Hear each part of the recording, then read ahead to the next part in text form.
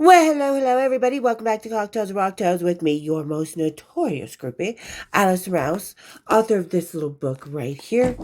These other little books, this one out most likely January.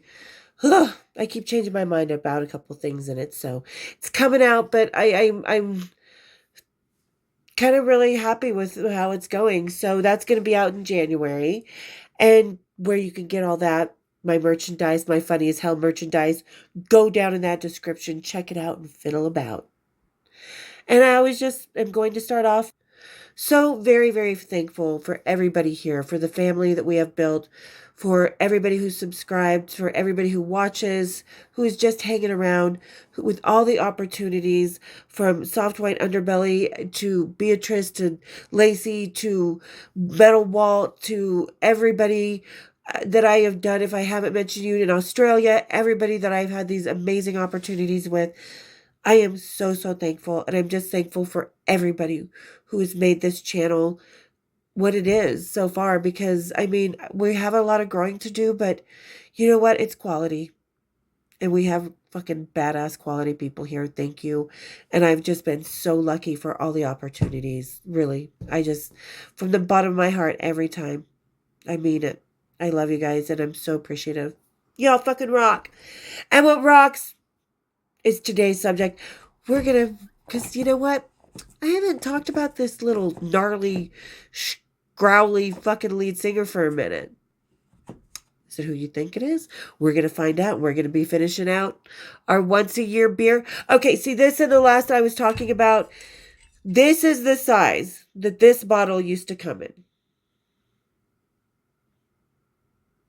This bottle, of course, it's a little cheaper. They used to be $13 to $15.99 depending on where you were.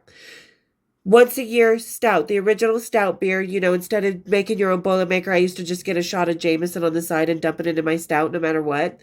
So this, once a year beer, and they do the variant flavors. So this is the praline hazelnut date. I can't wait, but I'm going to age this one for about 6 months before I drink it. Maybe I'll go get another one and I'll drink this one at Christmas. I don't know. New Year's, that's what I'll drink it for. But I would like to age it a little bit because you can age these. But yeah, so this used to be this size. This is what these come in. And they might come in other states because we're what we call a nanny state. We don't have any privately owned liquor store. We're a state fucking totalitarian liquors run. Yeah. Anyway, Utah liquor laws, so much fun. But yeah, so this is the size this bottle usually comes in. Now this one was $28.99 because it's a specialty. So used to be about $20. So yeah, things skyrocketed. So, but yeah, I'm just it's a miniature. It's an Oompa Loompa size. It's fun size. It's snack size. This is my snack size beer, guys. So, all right, everybody, get your snack size beers, kick up your feet, and let's have a little cocktails and rocktails. And you know, and with the thing with these stouts, if the more they kind of breathe, the more the flavors come out. And so this has been breathing since I recorded the last one for about 40 minutes. So the flavor is going to be more pungent, which I like. So, all right, everybody. Keep your feet. Let's have a little cocktails and rocktails. Cheers, big ears.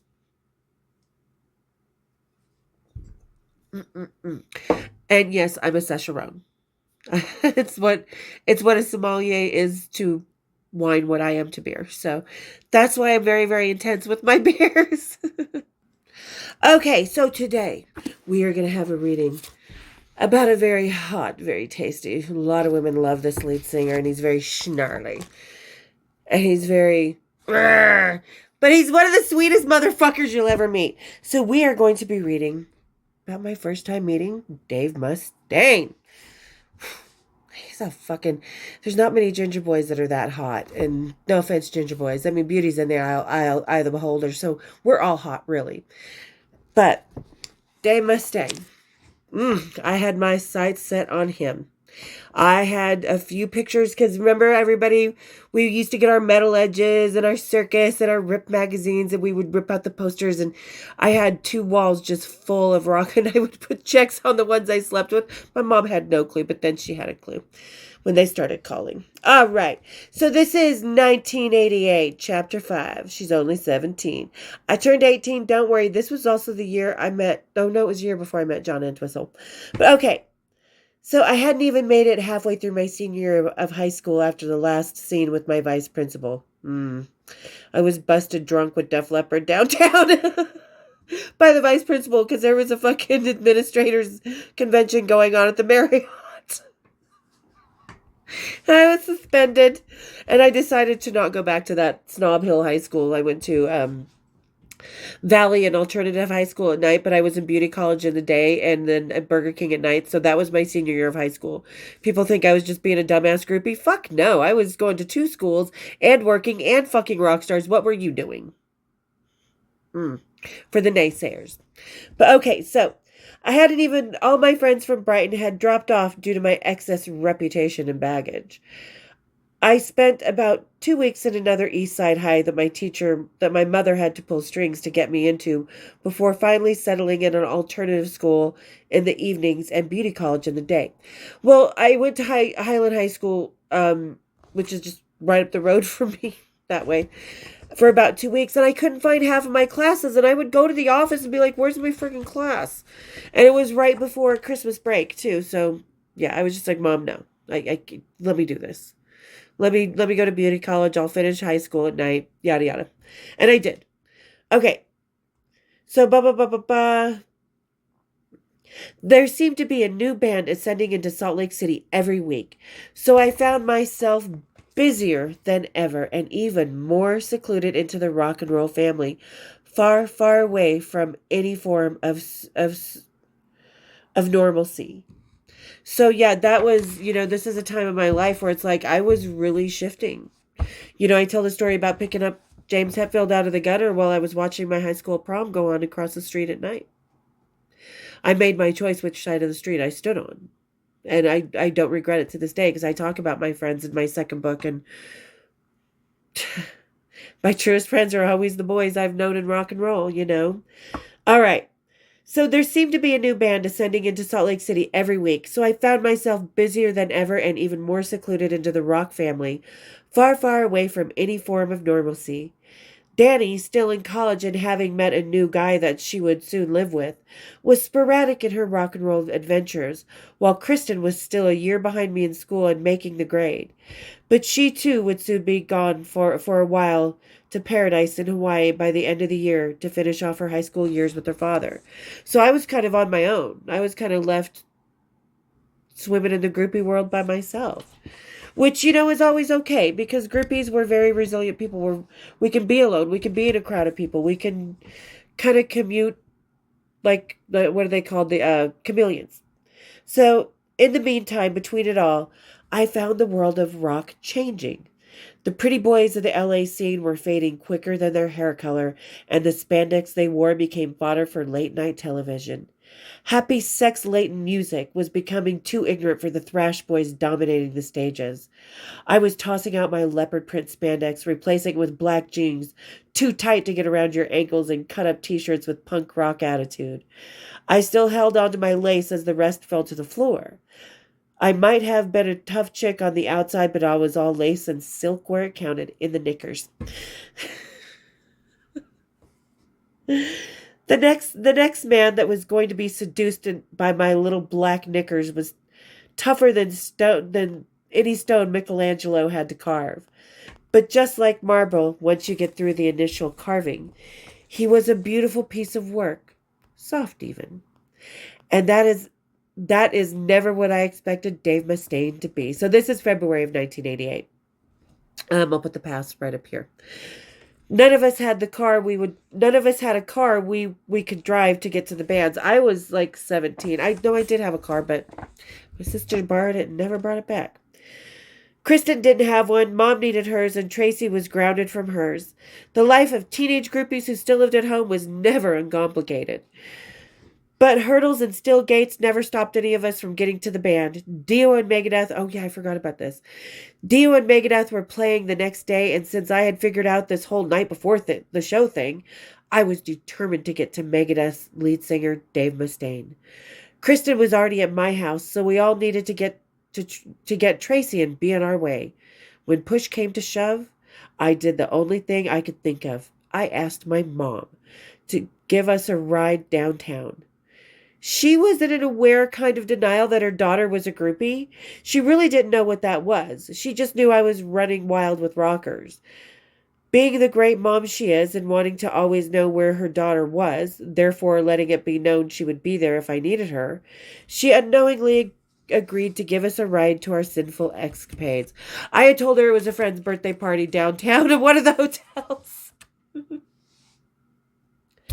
So I lied to my mom. I lied to her a lot. I told her I wasn't having sex with anybody when I told her I needed money for the pill, too.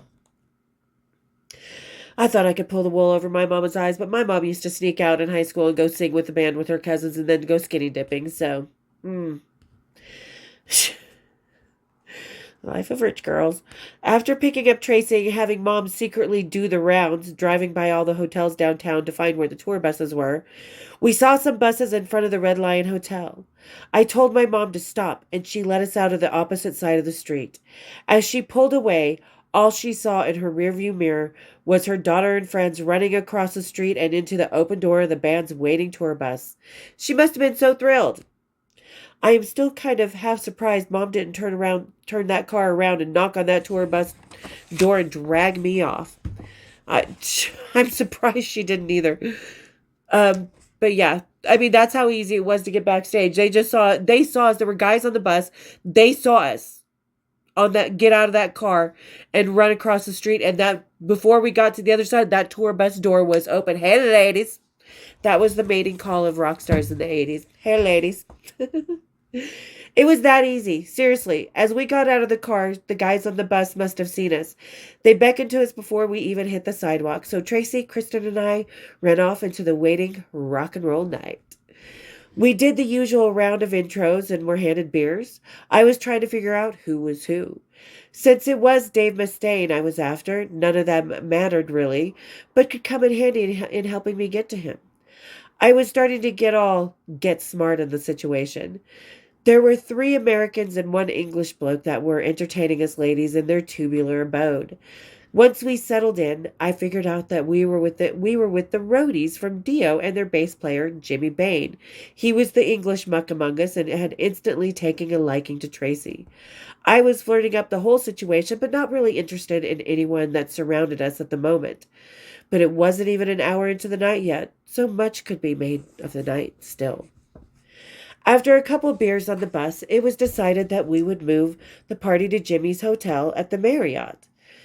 My ever infamous new and now home away from home. But first, some drugs needed to be found so the party could last all night. Of course, I had the numbers for that, so went with one of the roadies to arrange the necessary favors, which was really just weed. While I was walking into the elevator to wait for the delivery from the roadie, I tripped on my heels and fell into the little metal box, scraping my knee in the process. I went down like a fucking sack of potatoes. It was so bad. And I had this like gash on my knee from the where the elevator and the little doors. Yeah, I had a gash on my knee I was wearing white. Not happy about that. Okay. Nice roadie guy bandaged me up with a perverted care in his room. Apparently he was a legman. Too bad he never got mine wrapped around him, although he did ask. I was bandaged for the rest of the evening, which would actually come in handy as a flirty use later on in the night. So never be afraid of your boo-boos, ladies, because someone's gonna ask you what happened. You're gonna be like, I twipped, and I need you to make me feel better. Cuddle, put your head right down. It can be a very flirty tool. Okay. Finally, after meeting up with our delivery man, I walked into the room with the roadie that had been put in charge of me, because there's always a roadie in charge of one of the groupies, whether you're with him or not, and vice versa. The groupies are always in charge of her man. Or fucking Lane Stanley. All right. Kristen and Tracy went about a half an hour ahead of me and were already tagged and bagged by Jimmy Bain and Clive from the band Dio. I still had my sights set on the opening band's red-headed, scowling lead singer Dave Mustaine. So, lucky for me, as I strutted through the door in my purple suede fringed jacket, there he was in all his metal splendor. His eyes immediately fixated on me. They curiously squinted as I made my way towards him in my usual nonchalant fashion. Wasn't so nonchalant earlier as I was fucking tripping into the goddamn hotel elevator. What the fuck is with that? There we go. I said my hellos and got introduced around the room to a couple of new faces before making my way to where Dave sat, which was in the corner of the room at the table next to an intimidating pile of cocaine. Dio's bass player, who was attached to Tracy, brought me a growls. Another thing you can flirt with. I didn't know how to open a growls at the time. It was the first time I'd ever seen a growls. So, could you pop my top? Another flirty thing. I hit a joint that had just been lit and contemplated switching men when I met Craig, Dio's lead guitarist. Oof, very hot. Well, if Dave didn't work out, I at least had another option. And the party was off like a bat out of hell. Switching conquests seemed to be out of the question, Dave Mustaine, though. I was tagged and in his mind already. This would be typical Dave, it turned out. We were both Virgos. I mean, we both are Virgos, so. Virgo lovers play so well off each other. Like Virgos and Scorpios. We play well off each other, too. So, all right.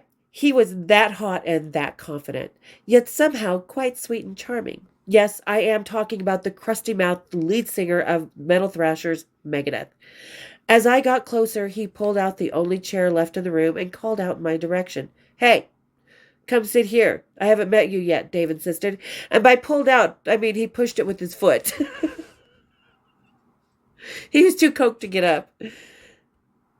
I stood still for a second, looking at his smirking lip with my raised eyebrow before being pushed over to him by Kristen.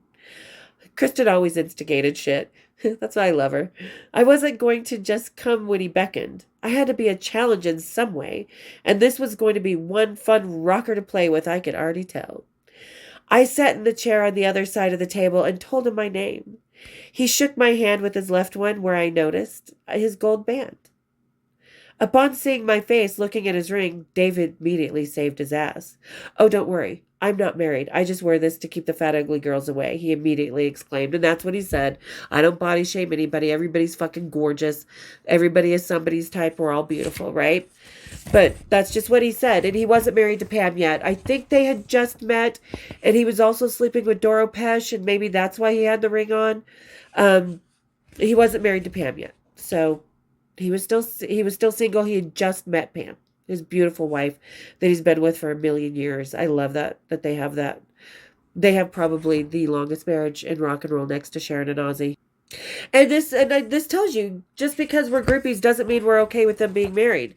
Because if he would have said, yeah, I'm married, I would have been like, it would have made my dick go soft, right? It would have made my fucking vajayjay like a clam that just had salt thrown on it. No. There you go. Oh, I'm so sassy. Okay. I sat in the chair on the other side of the table and told him my name. He shook my hand with his left one, where I noticed his gold band, blah, blah, blah. Okay. Okay.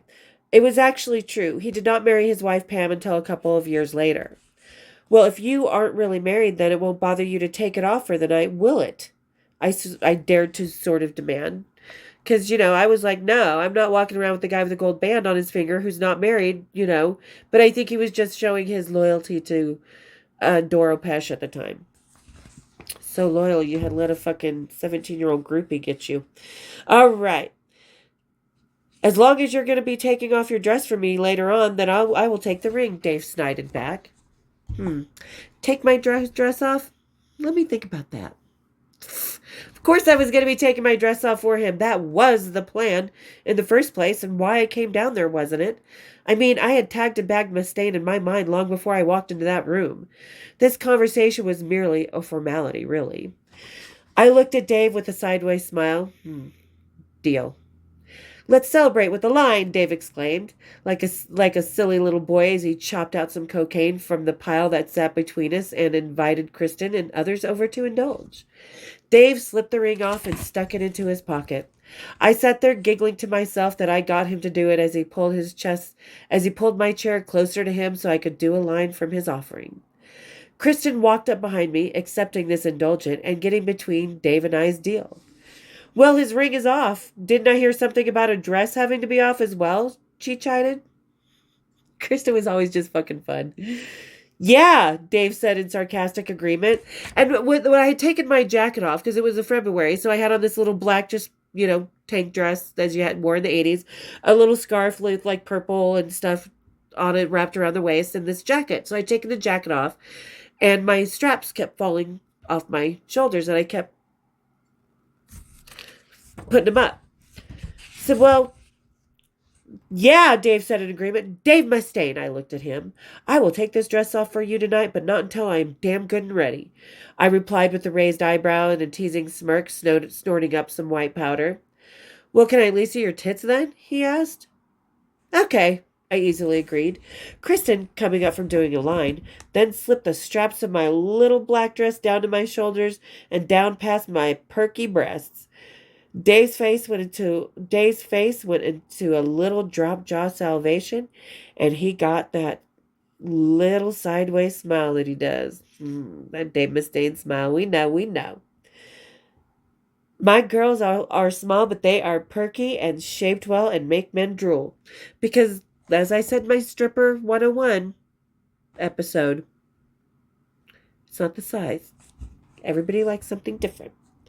And know your assets and enjoy your assets. It's okay to enjoy them. You don't have to be an arrogant asshole, but you can say, my tits look good. It's okay. Okay. Seems that Dave Mustaine had become the latest victim of Itsy and Bitsy. He reached over as if he now owned them for the night. Which he did, and cupped them in his hands. Oh, he had nice hands. Strong, but gentle. That actually is Dave Mustaine to a T. Strong and gentle. He is the funniest and quite a respectful kind of man. And no matter how much he growls for the fans, he will always be good to his groupies. Because you don't really hear any bad Dave Mustaine groupie stories. Not from me, but not from Metal Sanaz, not from anybody. So, yeah, or Sands, whatever her name was, Metal Sands, what was her name that he was? Yeah. So, I was rather enjoying the cup play Dave was giving my girls and didn't realize that we had a crowd coming around us. Not only to see the titillation, but also do some of the cocaine Dave had been guarding from the time I walked in. I blushed a little from the company. Mustaine, sensing this, took his hands away and pulled up my dress, leaving one strap off my shoulder in that flirty kind of way. He said that we would get to the rest later in his hotel, where we would be alone. But were we going to be alone? I smiled and felt safe at the gentleman he showed himself to be. Because, a lot of people, especially we're going to do an episode about these doomsday TikTokers who, oh my God, rock stars, what if rock stars were the worst person you ever met? We used to love sex, okay? We used to love flirting with sex. We used to show our tits at concerts. This was consensual and okay. There are victims out there that need to be heard, that need to get justice, but this is not one of them. So it's okay that he was grabbing my tits. He had my permission. He's the type of guy, rock and roll guys that I've met, no was always no. And if I would have said no, you saw when I was not comfortable, he knew when to pull back. So we used to love sex. We used to use our tits to get men. All right. And I always felt safe with the gentlemen I knew in rock and roll because they were always gentlemen to me. The party continued for a few more hours. Cocaine went up most of our noses and the booze got less and less. Before any of our happy asses knew it, it was time to pair off into the night. Dave was staying at another hotel than Kristen and Tracy's men, so we hugged our goodbyes, secretly congratulating ourselves on yet another rock and roll conquest, and parted ways. We did that. We're like, fuck yeah, we got him. We kissed. Oh. Okay. We all seemed so grown up with our rockers, not at all like the high school teens that we were as we left each other in the company of them. Mustaine and I got into the Marriott shuttle van and headed to the Holiday Inn down the street. We kissed for the first time in the van. Dave had been very respectfully possessive of me during the powwow at the other hotel, but had not made a move until we were in the van in a semi-alone state. He was a very good kisser. He pulled a little on the back of my hair and kissed my neck before growling into my ear. It was so sexy. The van pulled to a stop. After tipping the driver and helping me out of the van, Dave and I made his way to his room. We didn't make it far before running into the tour manager and his bass player, Dave Ellison, who will be known as Junior from here on out, the bass player, because, yeah, that's what Junior was called, Dave. Never let people film your dick, Dave. Did you know? Did you learn your lesson? Did you learn your lesson, dude? Lordy, lordy. If anybody remembers the scandal Dave Ellison went through a few years ago, fool. Okay. The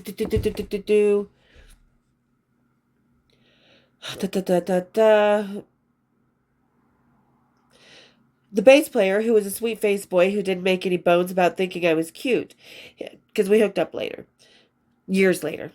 He almost seemed to try and steal me away from his bandmate. Junior would actually achieve this years later. Mike, the tour manager, asked if we wanted to come in and join them for some honey oil. What is that? I said, all bright-eyed and curious. If she doesn't know what it is, then we should not be turning her on to it, Dave said rather sternly. I'm glad he stopped me. Turns out they were smoking heroin. Thank you to the ever-sweet and respectful Dave Mustaine for not letting me start that. I never did it because of the fact that he was just getting into it, and if he was stopping me, then I knew it could turn into a serious addiction, as I believe it did for him. So, yeah, that's Dave Mustaine. He doesn't fucking pussyfoot around, and he's a very thoughtful person. Also, turns out that because they were a brand new band at the time and only opening for Dio, the guys were still sharing rooms. That's always so much fun. Ladies, in the comments, tell me about the rock stars you were with that had to share rooms. Scott D. Wayne Dalhover. If you know, you know. You know, Scott. All right. The tour manager happened to be Dave's roomie at the time, so we made arrangements for us to be alone for at least 2 more hours. Nice. Good call, Dave. Dave and I made it into his room, and finally he got me out of my little black dress. He walked over to my naked self and picked me up before tossing me onto the bed. Wow! Dave ravaged me like he had something to prove, and he proved himself to me 3 times before the tour manager began knocking on the door. It would be another 100 knocks in 20 minutes before Dave finally let him into his own room. We were having too much fun. The tour manager, being used to certain ways of the road, asked me if I needed a cab home. Seems that Dave didn't usually like women to stay the night, but Dave disagreed with the tour manager and told him I was staying. And that was okay. Sometimes there was a lot of times, that again, having lovers, one of the freedoms you have is the choice to go home or stay there. And I wanted to go home sometimes. I wanted to be in my own bed. I liked my pleasure and wanted to crash where I was most happy. So, and that's okay. You want to do that. Only AJ from the Backstreet Boys didn't like that. It's in the episode. All right. So, and Dave Mustaine, he was like, nope, she's staying. And I was like, okay, I'm staying. He promised my friends that he would take care of me, and he was going to do just that. Plus, he wanted to fuck me again in the morning, he said. It would be easier to do that if I stayed the night, he said sarcastically. The lights went out, and we fell asleep. Or so I thought. Dave was curled up next to me, and the tour manager was supposed to be snoring away in his bed. So when I felt tapping on my foot, waking me from my passed-out bliss, I was rightfully confused. I heard, again and again, Allison, Allison, wake up. Wake up, Allison, let me see your ass, followed by a tap, tap, tap on my foot. Dude. Wrong kind of tap. Yeah, when you give me a tap, I'm tapping out, motherfuckers, and you should have tapped out right then and there. The lights were not on, and it was pitch black. I opened my eyes and lay still, trying to figure out what was going on. This could not be Dave at my feet since he was face to face with me, still sleeping. I had to adjust my eyes and trick my brain into figuring out what was going on. I still felt the tapping and heard my name. It wasn't going away now that I was awake, so this was definitely no nightmare. I looked down towards the end of the bed and caught the scene in the little light that was coming through the crack in the curtain.